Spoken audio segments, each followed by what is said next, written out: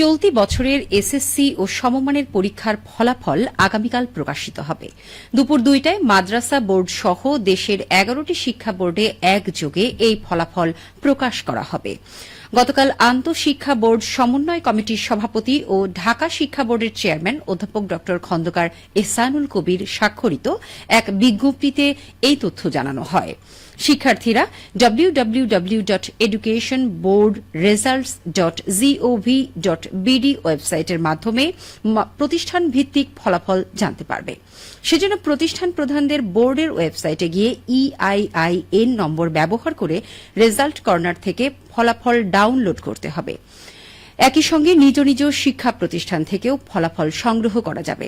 এছাড়া SMS এর মাধ্যমে ফল জানতে টেলিটকটি সিম ব্যবহার করে 16222 শর্ট কোডে নির্ধারিত ফরম্যাটে বার্তা পাঠিয়েও ফলাফল জানা যাবে।